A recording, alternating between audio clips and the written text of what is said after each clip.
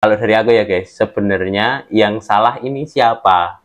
Orang sarjana ini yang nganggur, apakah ketersediaan lapangan pekerjaan yang minim, atau generasi Z-nya saja sebagai saya, ibarat kata objek generasi saya yang kurang proper di bidangnya ini. Oke guys, balik lagi ya dengan channel Jeda Mergawe. Kemarin kan saya bikinkan terkait dengan Bojonegoro itu sebagai kota minyak, terus kemudian pendapatan Bojonegoro dari minyak, output dari pembelanjaan apa yang dilakukan oleh Pemkab Bojonegoro setelah adanya minyak ini berupa pembangunan infrastruktur yang luar biasa, termasuk pembangunan jembatan, bendungan, jalan. Tapi basically kemarin kan saya udah bahas tentang jalan. Terus di akhir video kalian ingat nggak? Apa tuh coba? Ya, betul sekali. Selama ini kan Pemkab Bojonegoro udah bangun banyak sekali jalan. Gimana ya tentang pembangunan jalan pikiran masyarakat Bojonegoro? Yuk kita bahas sekarang. Akar kata pendidikan sendiri kalau di Kabupaten Bojonegoro itu terbagi menjadi beberapa step guys. Kalau menurut aku kelompokkan dulu ya. Pertama itu dari pendidikan paling bawah atau balita, itu biasanya itu masih sama orang tuanya sendiri. Terus kemudian naik dari balita itu ada pendidikan formal yang namanya PAUD, pendidikan anak usia dini, dan taman kanak-kanak. Nah di sini itu udah mulai ke masuk sekolah ya guys, dalam artian udah nggak semuanya di rumah. Terus naik satu tingkat lagi dari PAUD dan TK itu ada sekolah dasar. Nah, wajib belajar untuk sekolah dasar ini ada 6 tahun, guys. Semua peraturan sama mungkin ya, kalau satu Indonesia, wajib belajarnya juga untuk SD itu 6 tahun. Terus kemudian naik satu tingkat lagi ke SMP, satu tingkat lagi ke SMA, dan satu tingkat lagi ke pendidikan sarjana atau universitas. Nah, kita akan bedah ya satu persatu. Jadi piramidanya seperti ini, guys. Di paling ujung itu ada pendidikan dari sarjana. Sarjana itu bisa mulai dari diploma 3, terus kemudian D4, sarjana 1, sarjana 2, dan S3. Nah, kalau di Bojonegoro sendiri yang paling familiar apa ya kira-kira? Nah, ini aku tampilin guys untuk top analisis piramida pendidikan yang ada di Bojonegoro. Yang pertama, yang paling atas itu ada sarjana 1, sarjana 2, dan sarjana 3 atau diploma 3 dan D4 itu masuk dalam piramida atas.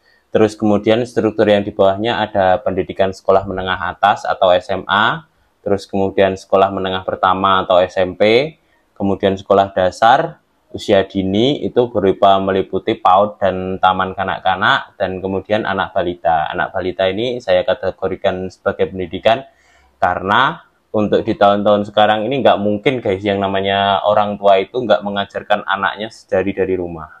Atau nggak mungkin juga yang namanya pendidikan itu baru dienyam, baru didapatkan oleh seorang anak itu manakala dia masuk ke dunia PAUD. Oke lanjut guys. Kita akan analisis untuk yang di top piramida aja ya guys, yaitu yang di situ ada pendidikan sarjana. Nah, piramida paling atas itu berkaitan erat dengan Indonesia Emas yang akan mendatang ini guys. Kalau bisa menurut aku Bojonegoro seenggaknya mendahului dulu lah. Kalau target Indonesia Emas itu tahun 2045, ya paling enggak kita 2030 lah udah Indonesia Emas dulu atau Bojonegoro Emas dulu. Cakep pasti kalau bisa seperti itu. Nah, kalau ngomong-ngomong seperti itu, kita lanjut. Di Bojonegoro sendiri, jumlah perguruan tinggi yang ada di Bojonegoro itu ada berapa sih, guys?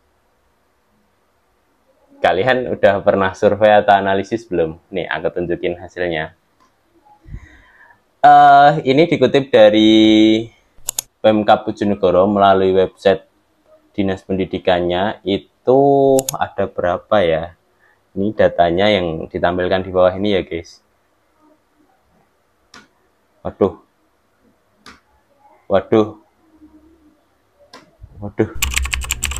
Kok ribet ya bacanya? Ribet itu karena apa guys? Banyak yang padu. Misal ini ada institut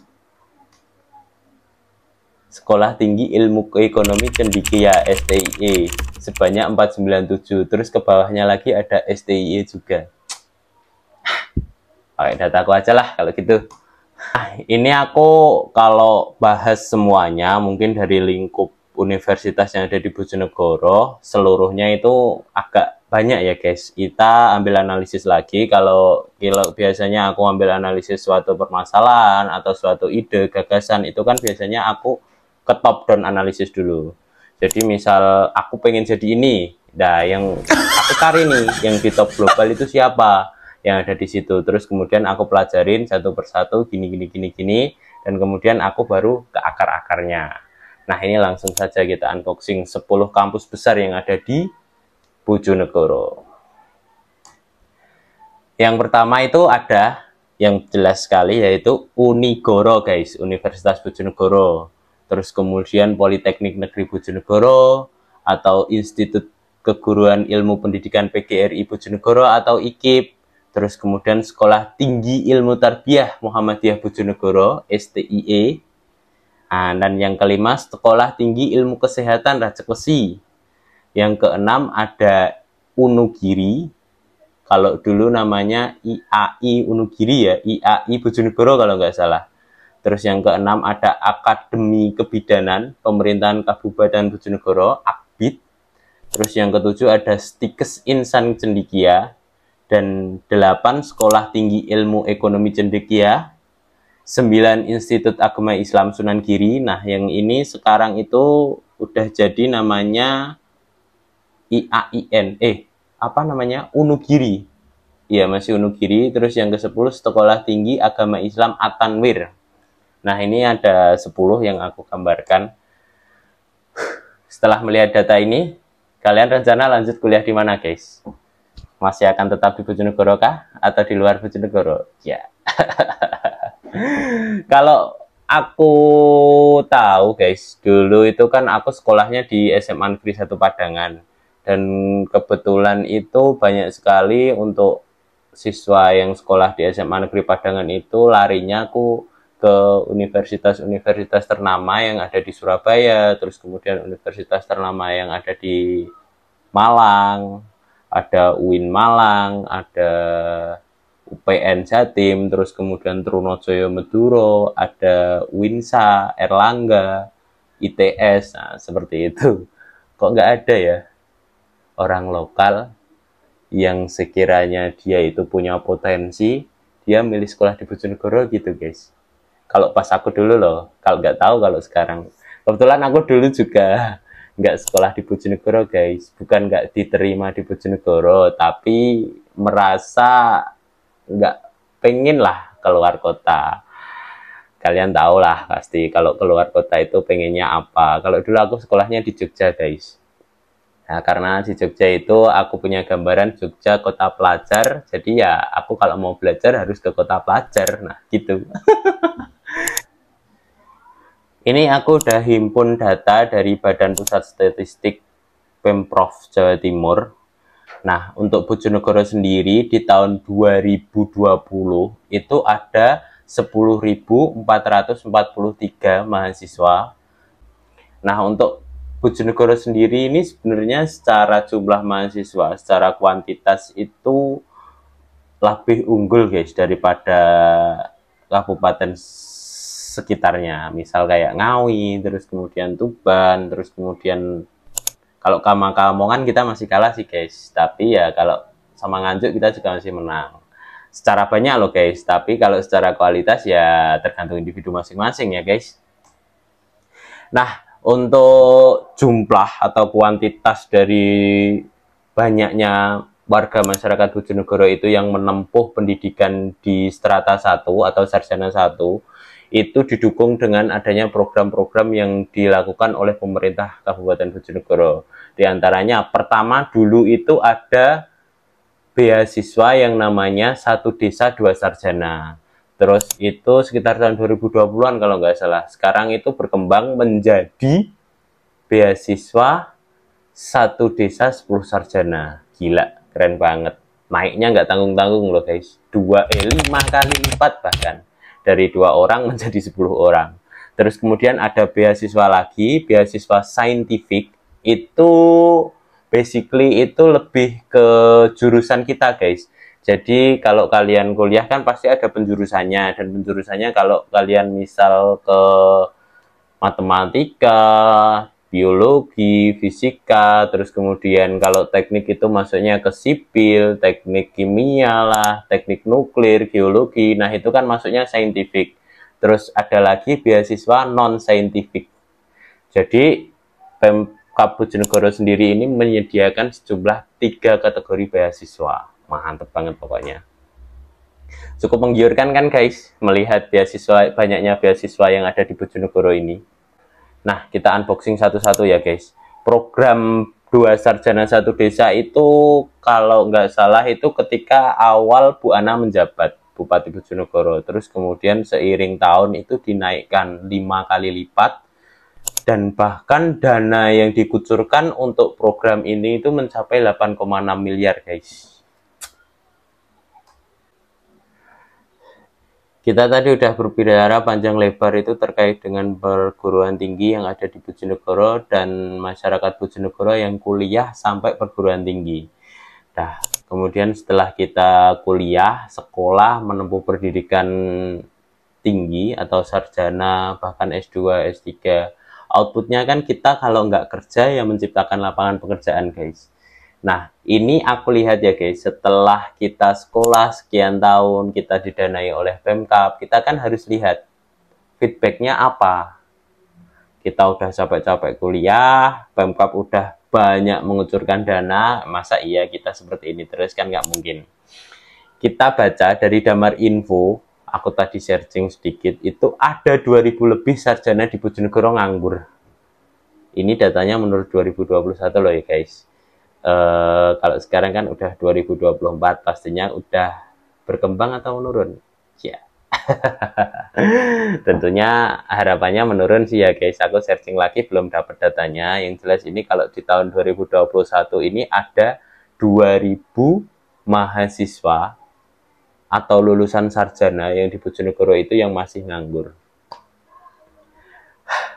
Untuk tamatan SD itu ada 2037, terus kemudian tamat SMP itu ada 8248, tamat SMA loh guys, bukan SMK, beda lagi.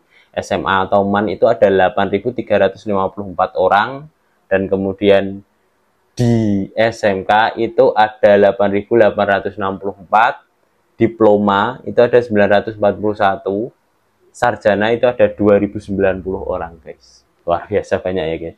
Aku dari data ini tuh kadang-kadang mikir guys, apa karena probabilitas jumlah orang yang sekolah sebagai diploma itu jauh lebih sedikit daripada sarjana, atau memang basically lapangan kerja untuk sarjana itu lebih sedikit daripada diploma.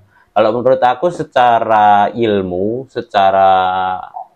secara pendidikan, terus kemudian secara tingkat, sarjana itu kan jatuhnya lebih tinggi ya guys daripada diploma. Tapi kenapa di sini itu sarjana lebih banyak yang nganggur daripada diploma? Kalau pengalaman aku, kebetulan aku kan juga diploma saja guys, belum sampai S1. Itu kalau di diploma itu lebih diajarkan ilmu atau sebuah konsep itu yang relate dengan pekerjaan yang ada di lapangan. Kalau kebetulan aku dulu itu lulusan teknik sipil guys, diploma teknik sipil dari Jogja. Terus kemudian aku kerja juga di Bojonegoro, ikut dalam proyek pembangunan yang ada di Bojonegoro ini. Ya seenggaknya turut andil lah guys sebagai putra daerah. Itu merasakan betul guys, ilmu diploma itu konsepnya itu jauh lebih eksekusi ke pelaksanaan pekerjaan, sementara dari sarjana itu lebih ke manajemennya. Mungkin di sini karena Bojonegoro lagi giat-giatnya membangun ya guys, jadi ya pekerja lapangan notabene itu jauh lebih banyak dibutuhkan daripada si pemikir sendiri. Atau gimana guys menurut kalian? Bisa juga sih guys, karena sekarang itu lapangan pekerjaan formal itu jauh lebih sempit ya ruangnya. Dalam artian itu nggak seterbuka sebanyak dulu mungkin, karena ya notabene orang-orangnya ini kan masih aktif semua untuk di pekerjaan formal. Jadi belum ada yang digantikan lagi. Kita ya antara nunggu atau ciptain sendiri lapangan pekerjaannya. Lumayan tinggi ya guys. Sampai 2000 loh guys. Itu di tahun 2021. 2000 orang. Padahal kalau dihitung-hitung itu di Bojonegoro ada berapa desa ini? Berapa puluh, ratus atau ribu desa ini, dan satu desa itu dikucurkan untuk 2 orang sarjana. Kemana ya sarjana-sarjana yang disekolahkan oleh Pemkab Bojonegoro ini? Yuk Pemkab yuk, nggak tertarik ngerekrut kita, nggak tertarik nih ngerekrut orang yang udah kemarin disekolahin sama panjenengan sedoyo. Kalau menurut kalian gimana guys? Pengangguran itu karena minimnya lapangan pekerjaan atau kesalahan dari Gen Z sendiri? Kesalahan maksudnya Gen Z itu kesalahan dari kita sebagai mahasiswa sendiri yang mungkin kurang aktif lah mencari pekerjaan, atau kemungkinan kita itu nggak proper lah di pekerjaan itu meskipun kita udah kuliah sampai sarjana, yang katanya generasi Z itu generasi paling pinter. Tapi faktanya kalau generasi Z itu emang juga kadang-kadang aku kurang yakin sih terhadap diriku sendiri termasuk guys. Bangun tidur itu sudah scroll-scroll TikTok, mau tidur scroll-scroll TikTok lagi. Memang penyakit itu kalau aku rasa. Kalau dibilang, menurut aku ya guys, kalau dibilang salah Gen Z sepenuhnya juga nggak bisa. Terus kalau dibilang salah Pemkabnya karena tidak menjalin atau menyediakan lapangan pekerjaan, sehingga misal nih guys, di tahun ini itu ada potensi demografis dari warga masyarakat Bojonegoro lulusan sarjana itu sekian puluh ribu orang. Nah, di Bojonegoro sendiri juga belum bisa untuk menyediakan sekian puluh ribu lapangan pekerjaan untuk sarjana-sarjana tersebut. Itu tidak bisa melulu disalahkan oleh Pemkabnya, ke Pemkabnya. Aku rasa juga sebagai Gen Z juga punya tanggung jawab untuk mandiri, karena kita udah dibekali ilmu, dibekali konsep, dibekali metode dari bangku perkuliahan. Seharusnya seenggaknya kita bisa mempraktekkan lah guys. Ya meskipun kadang kita kalau sekolah boler, kita kalau diajar di bangku perkuliahan nggak merhatiin sepenuhnya, tapi paling nggak kita punya dunia yang ada dalam genggaman namanya smartphone. Nah ini seenggaknya kita bisa searching, kita bisa cari, kita bisa lakuin. Kalau sekarang kan banyak sekali kan konsep tentang amati, tiru, plek ketiplek. Ya seperti itulah, karena kita memang generasi handphone ya guys, apa-apa itu bisa dimudahkan dengan mobile phone. Cuman kadang-kadang kita itu semua terlena guys dengan mobile phone ini. Ya seperti itu jadinya. Oke guys, kalau dari saya cukup segitu dulu ya guys, unboxing dari mahasiswa lulusan yang ada di Bojonegoro ini. Kalian kalau ada saran atau ada komentar, boleh kalian masukin di kolom komentar sini. Nanti kalau ada yang menarik atau ada yang, Bang ini dong tolong di unboxing, Bang ini dong tolong di gini, coba kita unboxingin guys. Aku tuh tertarik sebenarnya, kalau dari aku ya guys, sebenarnya yang salah ini siapa? Orang sarjana ini yang nganggur, apakah ketersediaan lapangan pekerjaan yang minim, atau generasi Z-nya saja sebagai saya, ibarat kata objek generasi saya yang kurang proper di bidangnya ini. Yuk kita unboxing di video lanjutnya yuk.